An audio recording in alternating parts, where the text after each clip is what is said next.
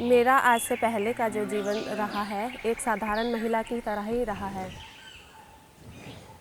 जैसे हमारे घर में पशु है, खेती बाड़ी है और हमारे परिवार है। मेरी मतलब सारी ज़िंदगी इसी में ही उलझी रह चुकी थी। मैंने कभी अपने बारे में कभी ऐसा भी नहीं सोचा कि मैं कुछ करूँगी। मतलब इन सब को सोचने का कोई टाइम ही नहीं मिला मुझे। नमस्कार, मेरा नाम सोनिया है और मैं ग्राम पंचायत करगानू में PRICBO कन्वर्जेंस के अंतर्गत LRG के रूप में कार्य कर रही हूँ।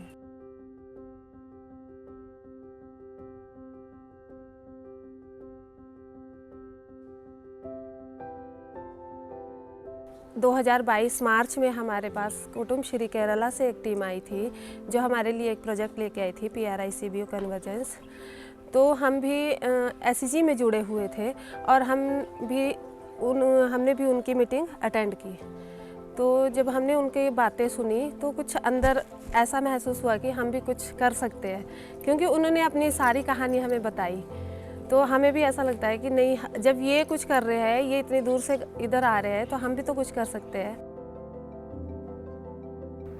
In the framework of the PRICBO Convergence Project, the Local Resource Group is a cadres nurtured to act as a bridge connecting community-based organizations, local governance bodies, and various government departments.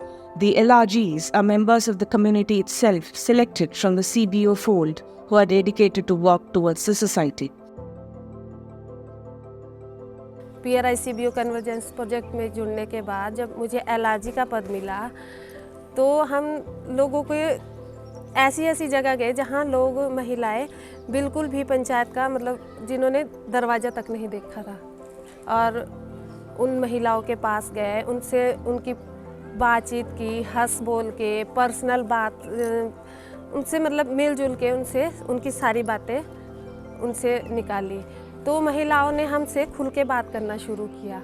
उन्हें ऐसा लगा कि नहीं, ये हमारे लिए एक सहेली बन के आई है और ये हमारे लिए कुछ करेगी।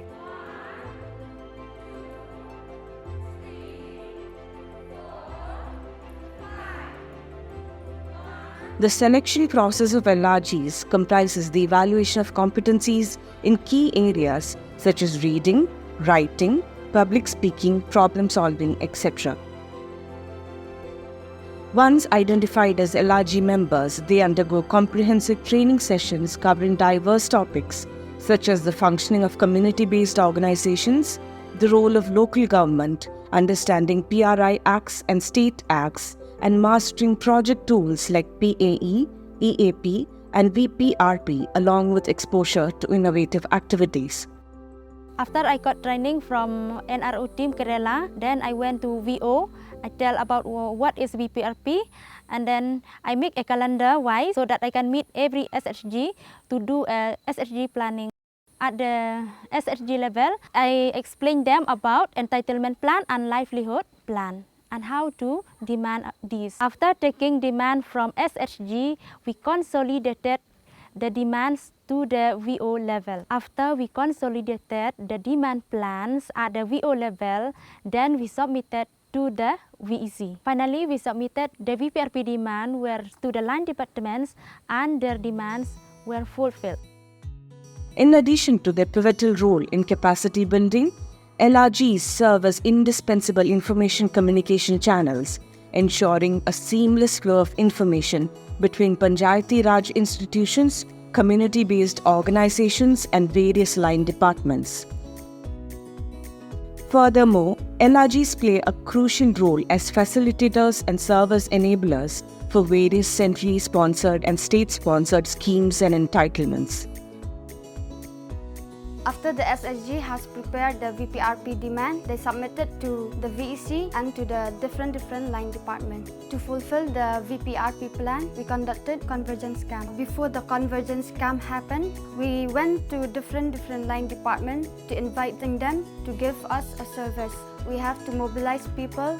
We have to make a beneficiary list, collecting documents, and after that, when the convergence camp has happened, we have to fulfill all the demands that the SSG have the demand. Over the course of time, the I mentors are selected from the pool of LRGs to assure seamless and sustainable project transition. With the close collaboration of LRGs with community-based organizations and local governance bodies, there has been a notable increase in the involvement of rural women in local governance and enhanced transparent delivery of entitlements to rightful beneficiaries. ग्राम सभा हमारा यहाँ पहले से चल रहा था, लेकिन क्योंकि इतना हमारा यहाँ मास पार्टिसिपेशन नहीं हो रहा है, तो ये PRI CBO कन्वर्जन के दौरान में हमने देखा गया है कि इसमें से 10 में से 7 महिला अभी हमारा यहाँ में ग्राम सभा जाते हैं। तो ये हमारा यहाँ में बहुत बड़ा बदलाव है। तो साथ ही साथ कम्युनिटी की लोग भी अभी बहुत आना लग गया। पहले तो ऐसे नहीं था कि ग्राम सभा में 1/3 भी आना बहुत मुश्किल था, तो अभी ऐसे नहीं कि हम लोग का इसमें देखा गया है कि मास पार्टिसिपेशन होता है ग्राम सभा।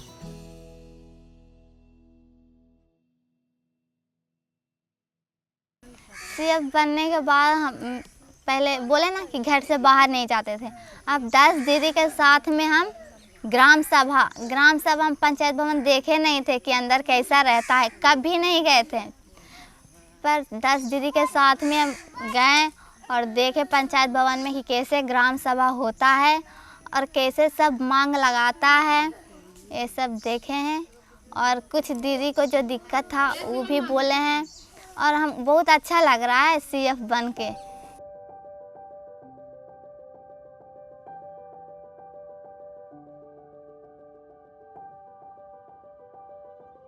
और मैं बहुत मतलब कि बहुत नहीं, कुछ थोड़ा गरीब घर से बिलोंग करती हूँ और मेरे मम्मी पापा उतना मुझे सामान नहीं दिए हैं, तो मेरे बच्चा को पढ़ने में दिक्कत हो रहा है। तो वो डेली रोता है कि मम्मी मुझे एक चेयर ला दो और एक टेबल ला दो, मैं बैठ के उस पर लिखूँगा।